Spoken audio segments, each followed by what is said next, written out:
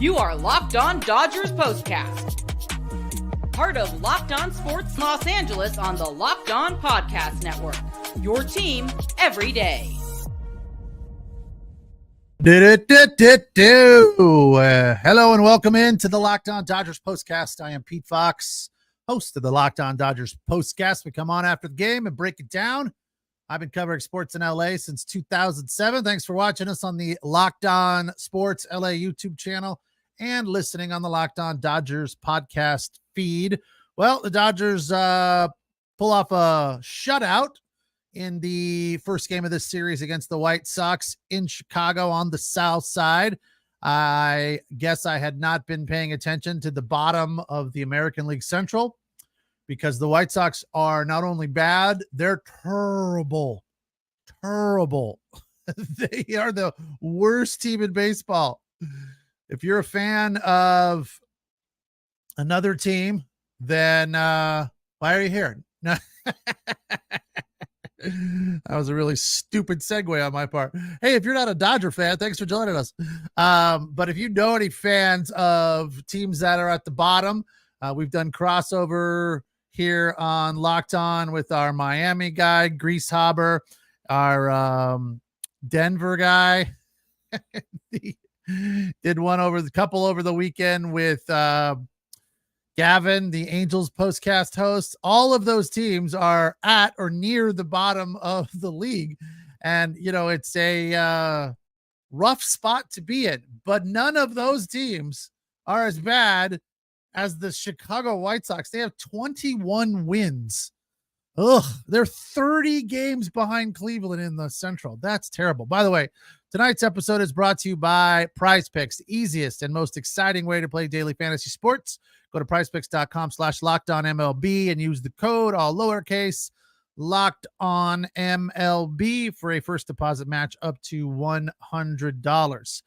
James Paxton got the start tonight.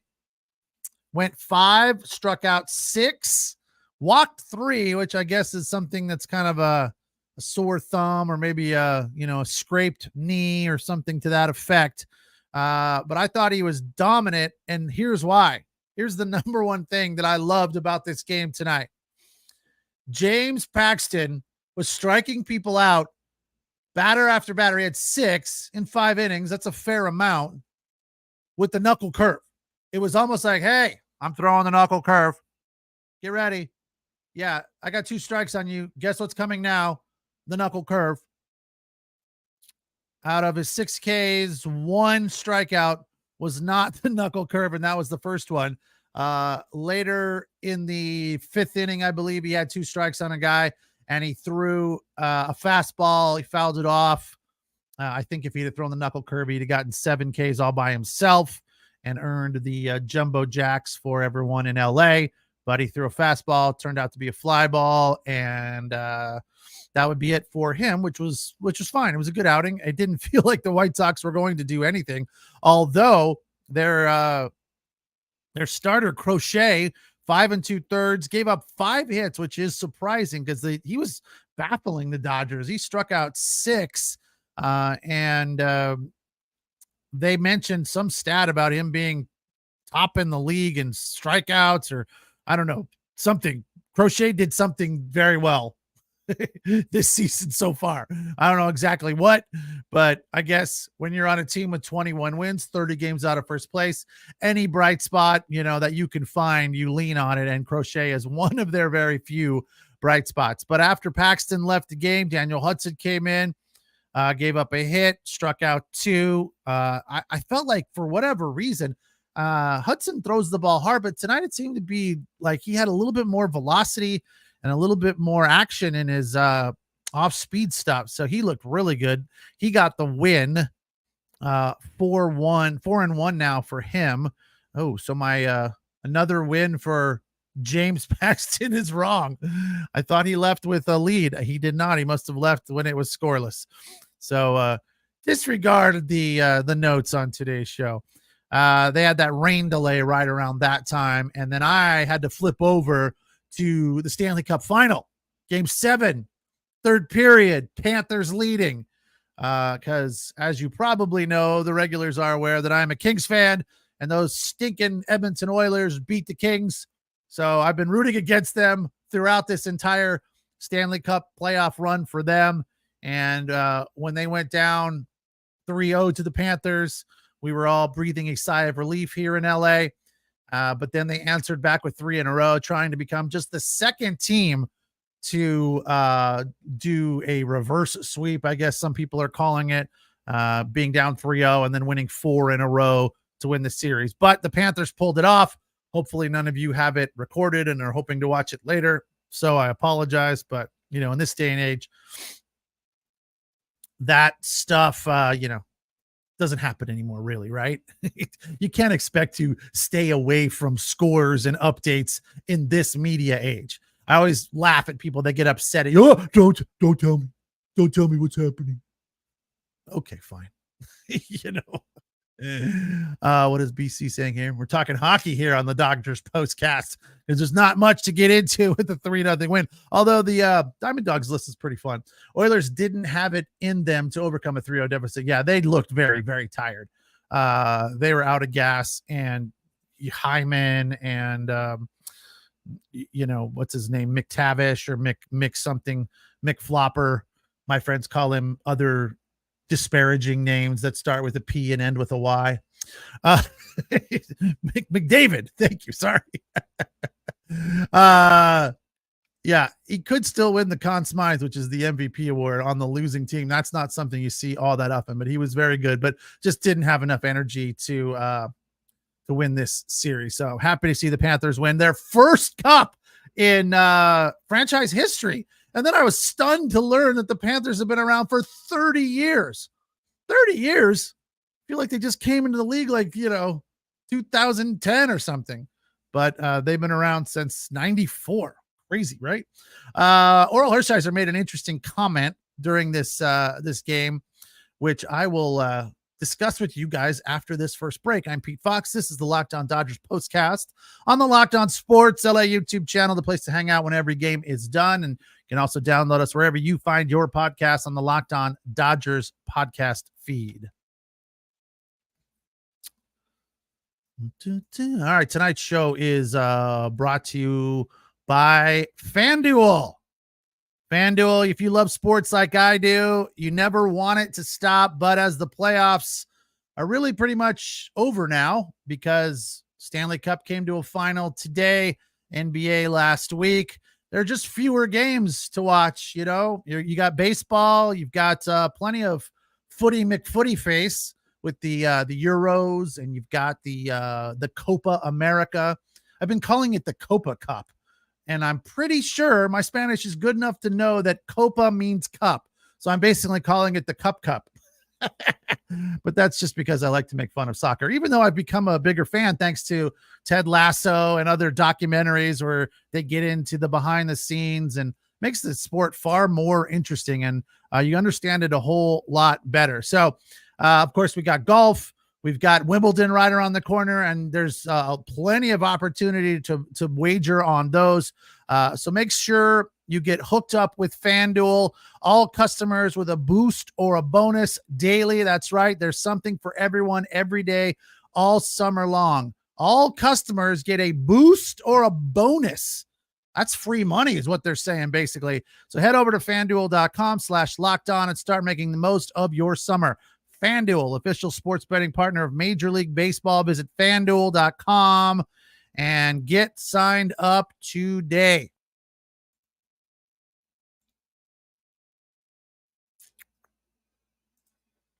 Our Dodgers with a 3-0 shutout win. They withstand the brief half an hour rain delay. They were saying it only rained for about 8 or 9 minutes, and it came out of nowhere. I was like, got up to, get a drink of water or something. I'm like, what happened? Where'd it go? Oh no, I came in here to write my inaccurate this is called the background here, the thing around my face, where James Paxton got the win. I was confident he was going to get the win. But when Crochet left the game and the White Sox bullpen came in, the favor turned very heavily in the Dodgers direction because The White Sox bullpen is 28th in the league, and the Dodgers continue to dominate with the second best bullpen in the league, which is just, as you know, one of my favorite angles or favorite tools this Dodger team has working very, very efficiently right now. But back to what I was teasing you with before the break, or Hershiser made a comment, I believe it was around the 7th inning, that was scoreless at this time. They needed productive outs after the leadoff double from, was it Miggy Rojas led off with a double, and then Gavin Lux came up and he said, we need a productive out at a minimum from Gavin Lux, which they got. He hit a ball to first base, moving Miggy to third, and then Kike came up and that put him in a prime position. All he had to do was hit a fly ball. Ultimately, he had a double, scoring Rojas to get the Dodgers on the board.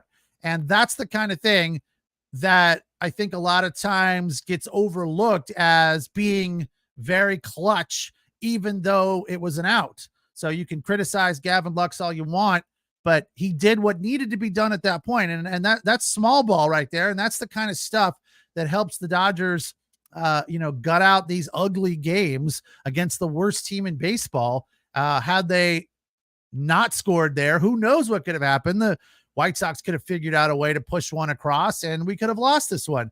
And I don't feel like losing a game to a team with 58 losses is something the Dodgers should be doing. I know at times they struggle against teams that are far inferior to them, like losing to the Angels on Friday night, but that was a good game. It wasn't like they played poorly. Came right back on Saturday, dominated with a 7-3 win.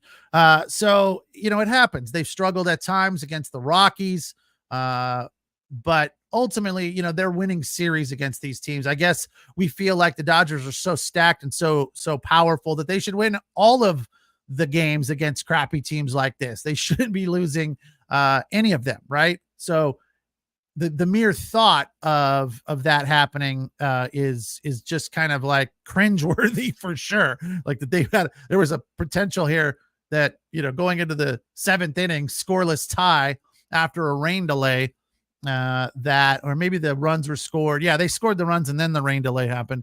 So the fact is that, 6 innings of scoreless baseball against the worst team in baseball, as Mr. Seabad puts it, the glorified AAA team. Oh wait, I'm insulting AAA teams. Yeah, I mean, Chris Taylor got on base with an error on a routine ground ball. That was tough to watch. It did feel like high school ball or little league. That was just charge the ball and toss it to first, and that guy chucked it over left of the first baseman. DeYoung threw it, right of the first baseman, and he even dived for it and couldn't come up with it. So it's unfortunate that this team is struggling the way that they are, but you can't all be good. Not everyone can be good. So it's nice to see the Dodgers put it together and pull it out. And the other thing that it feels to me like lately, they've been playing a lot of inferior teams, yet those teams are giving the Dodgers a run or keeping it close. There's not big blowouts against these teams with, sub 500 records like the Angels and the Rockies and the White Sox. But when they went into New York and faced the Yankees, a very good team, they handled themselves very, very well in that series and came out with 2 wins. So that was really encouraging and nice to see. So when you mix that in with some of this mediocre stuff, and mediocre is putting it mildly, it feels good about where the Dodgers are right now. Incidentally, real quick, an update on Clayton Kershaw. They said he's been shut down from his rehabs for 1 week. Said he got some soreness during his bullpen after the rehab start in Rancho Cucamonga. Didn't feel right, so they're shutting him down for a week. Ultimately, they said it's not that big of a deal. It's usually part of the process, and he is way, way ahead of schedule. So with Yamamoto out, Kershaw coming back sooner before later will be good. So hopefully that will happen ASAP. Let's get to the Diamond Dogs list for tonight. In at number 5, Freddie with a 2-out single, his second single of the night because he had one in the first as well. It came in the third. It was up the middle. It put runners on first and third, but sadly, the Dodgers came away empty there. Nothing doing after that single, but it was nice to put runners at the corners and potentially get a rally going there, but unfortunately nothing came of that. For number 4, Miguel Rojas, that leadoff double in the 7th, he would come around to score. That was very clutch. I gave Gavin Lux number 3 because of that productive out that Oral Hershiser prognosticated, moving the runner to third. For number 2, Kike Hernandez, first pitch RBI single down the line to left. It was a very clutch hit. Kike taking care of business the way he should and the way he's capable of. And that was nice to see. That gave the Dodgers the 1-0 advantage. And ultimately that would be the game-winning RBI. And for number 1 tonight, Chris Taylor singling in the 9th. He's had 6 hits in 6 days. His average now 143. He's getting up there towards the Mendoza line. It's going to happen. Mark my words. By the end of the season, Chris Taylor will have a 200-plus batting average. Got on base 3 times tonight, or 2. Was it 2? And let's see here. Chris Taylor, 1 for 4, but on base twice. So that's good. It's nice to see. Shohei Otani, as for his night, a little less than productive, coming off being player of the week in the National League. Shohei Otani was on fire last week. Well, listen to these numbers. 450 batting average, 4 homers, going 11 of 28. Tonight, struck out swinging, grounded out to shortstop, struck out looking, walked, and hit a sac fly to center for an RBI. So I guess it's not terrible. No base hits, 0 for 3, but had an RBI and keeps the average at 318, which is that still tops in all of baseball? No, it is not. It's 1 tick below Jurickson Profar of the, of course, the San Diego Padres, batting 319. So the Dodgers with a 3-0 win on the south side of Chicago. And if you've never been to a game in Chicago, whether it be Wrigley or whatever they call this field now, it used to be US Cellular, and then they changed it to an insurance name, I think. I don't know what it's called now, but I lived in that area for a year and went to a few games over there. It's a very nice stadium. It's not Wrigley. It's called Guaranteed Rate. So I was right. It's some insurance thing.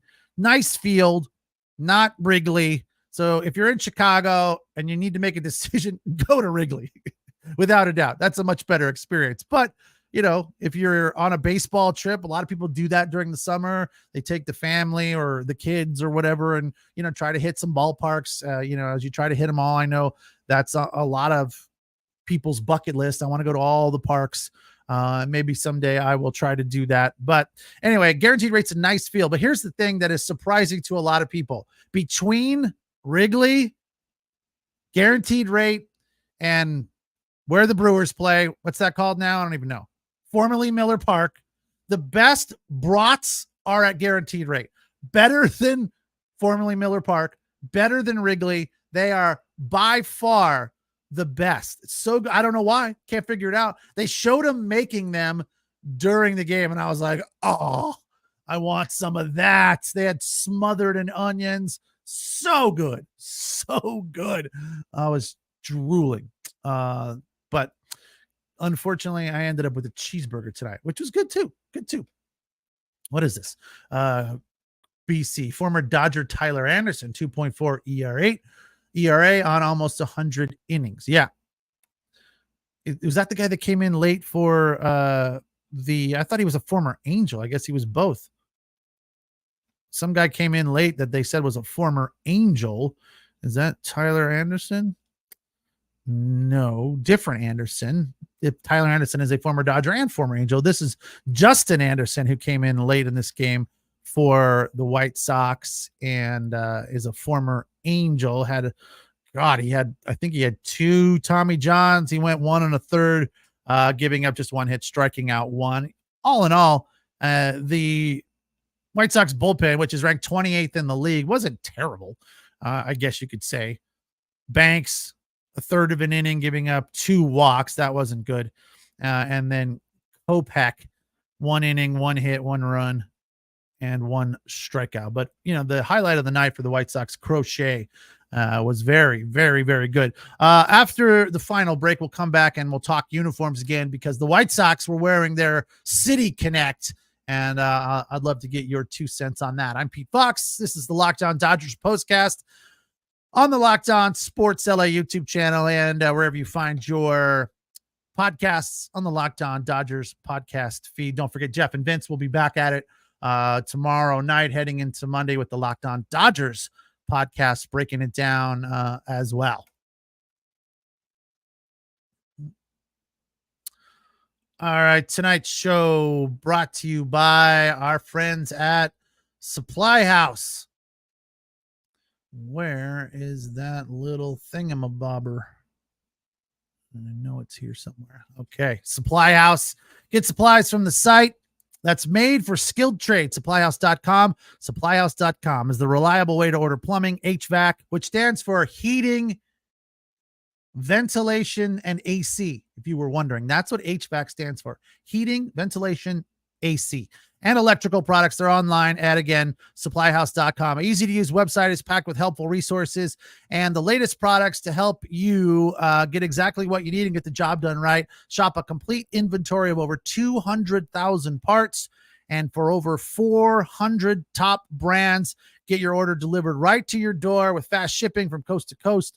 Need help with an order? Get expert support and industry-leading service from the friendliest folks in the business and talk to a real person every time. Pros in skilled trades can get a competitive edge by joining supplyhouse.com's free trade master program. Every trade master gets an access line, a dedicated phone line for free shipping and discounts on every order. Join the thousands of trade pros already benefiting from their free membership at supplyhouse.com/TM and order plumbing, HVAC, and electrical supplies from anywhere with just a few clicks at supplyhouse.com. Tonight's show also brought to you by Prize Picks, America's #1 fantasy sports app with over 3 million members. They are the easiest and most exciting way to play DFS, daily fantasy sports. It's just you against the numbers. You pick more, you pick less, 2 to 6 players. You got to have a minimum of 2.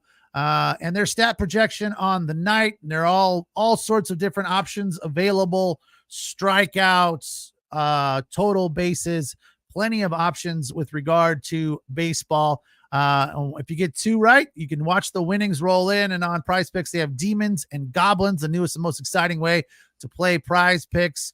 The Demons pay a little bit more because they're a little harder to hit. The Goblins pay a little less, but they're a little easier to hit. If you hit those 4 demons, you can win up to $1,000. And another great thing about Prize Picks, quick deposits and easy withdrawals. My initial deposit, which, believe it or not, 6 months in, is still going strong, was super painless and hassle-free. And getting those withdrawals is also very, very efficient. So go to prizepicks.com/LockedOnMLB. Use the code LockedOnMLB for a first deposit match of up to $100. Prizepicks.com/LockedOnMLB. Pick more, pick less. It is that easy.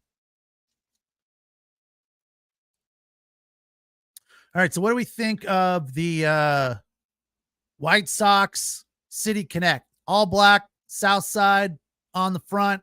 As far as I'm concerned, I think you know where I stand on this. I like monochromatic. I like loud. I like very different, very, I guess you could say, non-traditional. But you think back to White Sox history, and they wore those blacks a lot in the 70s and 80s. They even wore shorts one game. They've had a variety of bizarre uniforms. So I don't know that to say that these uniforms are non-traditional. I think they are traditional White Sox because they've always been kind of different. They went through a long stretch. I believe they still wear pinstripes. I know when they won the World Series there in the late 2000s, 2008, something like that, they were wearing the pinstripes. But the fact is that they've had some bizarre uniforms. I always liked the red, white, and blue ones with socks across the front. I mentioned a couple of days ago that I had the Pittsburgh Pirates stovepipe hat. I also had that red, white, and blue White Sox hat for some unknown reason, just because I liked the hat. I think as a kid, I collected those plastic helmets that I think most kids collected. I'm pretty sure I had one from every team, like way back in the day.